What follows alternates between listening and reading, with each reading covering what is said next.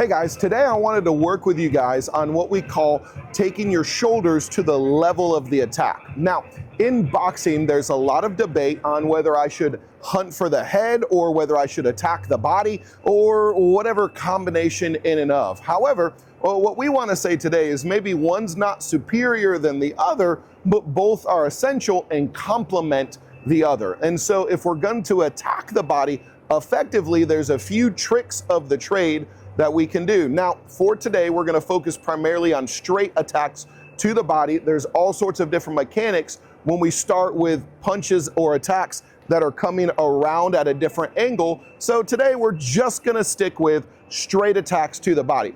One of the first and biggest mistakes we see is that people's shoulders will stay at a position or a level to attack the head, and they'll just lean down and attack the body.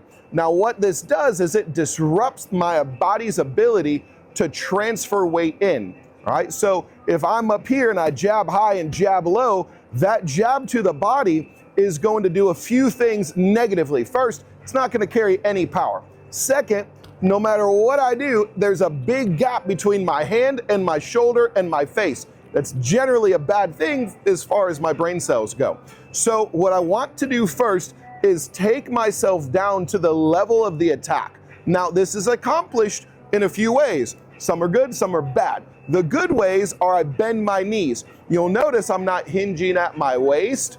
I'm bending my knees to take my shoulder, boom, to the level of the attack, or at least close to it. Now, you'll notice there can be some variance right here, which still provides decent cover for my chin. Also, it allows my body to transfer that force in and forward, and my weight is directly over my knees, or at least close to it. Versus if I'm just here reaching and leaning, or if I'm bending forward and just leaning out, that's a lot of pressure on my back and still has a lot of negatives. So the first thing I'd say is take your shoulders to the level of the attack.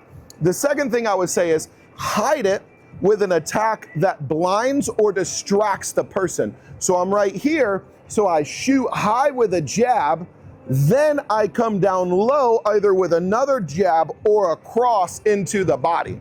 So I go high and then low right there.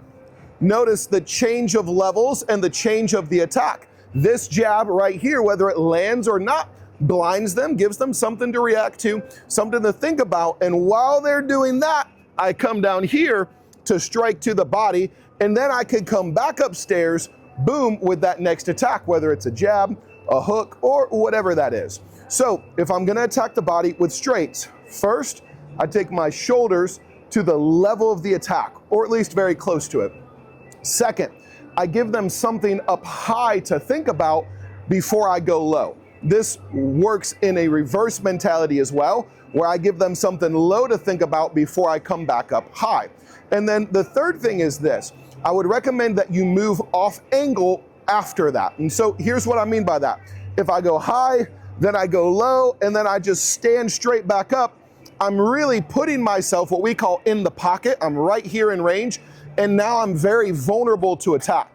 So I go high, I go low, I finish my attack, and then what we're gonna do is we're gonna step out to an angle to make sure we're not coming up in a predictable spot.